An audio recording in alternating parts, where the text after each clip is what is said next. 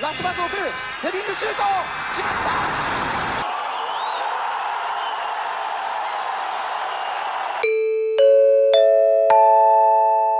た。地球の国全部行く、待ちに待った 2022FIFA ワールドカップカタール大会が始まりました。森保監督指揮のもと、日本代表サムライブルーにはぜひ頑張って予選突破お願いいたします。サッカー日本代表はカタールに深い因縁があります。ドーハの悲劇という言葉を聞いたことがありますか？ 1993年10月28日、カタールの首都ドーハで行われたサッカーワールドカップ最終予選、日本対イラクの試合で起きた悲劇のことです。イラクに勝てば日本は初のワールドカップ出場でしたが、後半ロスタイム同点に追いつかれ、ワールドカップ出場を逃しました。あとわずか数秒で試合終了というところで点を入れられて、念願のワールドカップ出場を逃したため、試合が行われたカタールドーハにちなんでドーハの悲劇と呼ばれているのです。今回の動画は実際にドーハの悲劇のスタジアムに行ってきたので、その様子をお伝えします。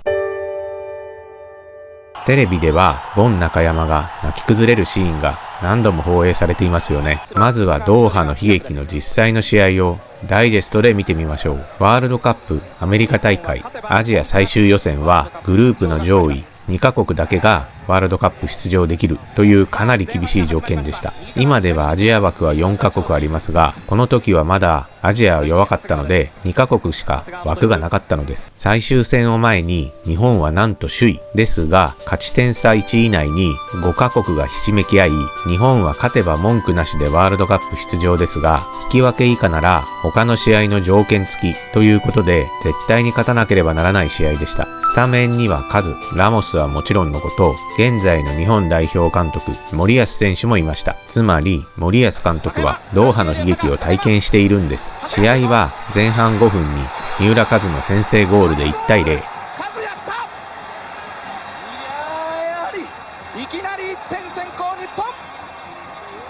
後半に入り55分にイラクが同点ゴールで1対1。しかし日本は69分にゴン中山が2点目を決め2対1とリードします。試合は90分を超え、日本が勝った、ワールドカップ初出場だと私は思っておりました。そして運命の瞬間がやってきます。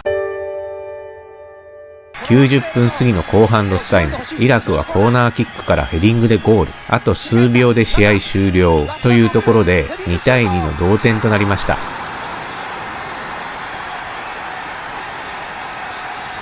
途中交代していたゴン中山は泣き崩れました。このシーンは繰り返しテレビで放送されました。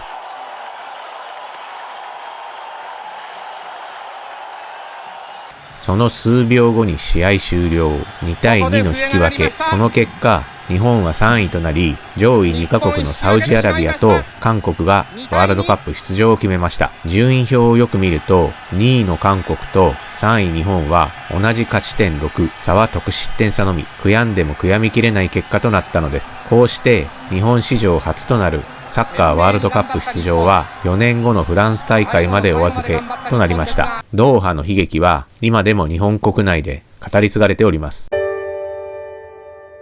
2015年、私はエチオピアに向かう際の経由地でカタールに一泊しました。せっかくならドーハの悲劇の舞台を見に行こうと思い、実際に行ってみました。カタールには1994年当時、ハリーファスタジアムという大きくて豪華なスタジアムがあったのですが、イラク対日本戦はアルアリスタジアムという簡素なスタジアムが使われました。カタールドーハの地元の方にアルアリスタジアムへの行き方を聞くと、そんなしょぼいスタジアムじゃなくて豪華なハリーファスタジアムに行けと言われました。私はアルアリスタジアムにどうしても行きたい。ドーハの悲劇、アルアリスタジアムじゃないとダメなんだと言って、なんとか行き方を教えてもらい、バスを乗り継ぎ、ようやくアルアリスタジアムに到着しました。ここがドーハの悲劇の舞台です。言うほどしょぼいスタジアムではありません。入場料10レアル、約300円を払ってスタジアム内に入ると、夕方に到着したのですが、地元のサッカーの試合が始まる前で、観客は親子連れが多く、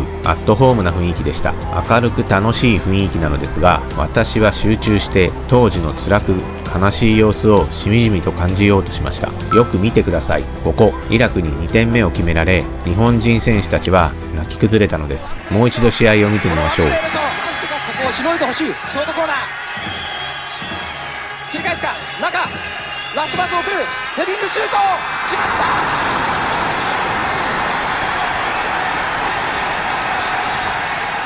た。ではここはどうでしょうか。選手たちのベンチがあったのはこの中央付近です。ベンチにはゴン中山や控え選手たちが見守っていました。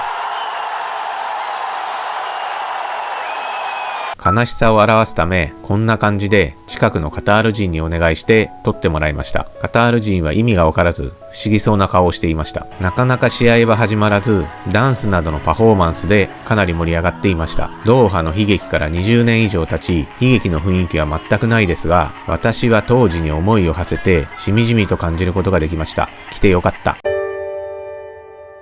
最後におまけ。まずはカタールのお札です。アラビア文字と絵柄が芸術的で美しいですね。昔は真珠産業が盛んだったので、街中には真珠のオブジェがあり、お札のデザインにもなっています。カタールは小さな国ですが、石油や天然ガスが出るため裕福な国で、今回のワールドカップカタール大会でも巨額を投じて新たに複数のスタジアムを作りました。カタールはそれほど見どころは多くないですが、イスラム教らしく1日5回のアザーンを聞いたり、スークワキーフで買い物をしたり、カタールの料理も美味しかったです。また、入場料無料のイスラム芸術博物館は豪華で素晴らしいので、ぜひ訪れてみてください。日本頑張れ。以上、ご視聴ありがとうございました。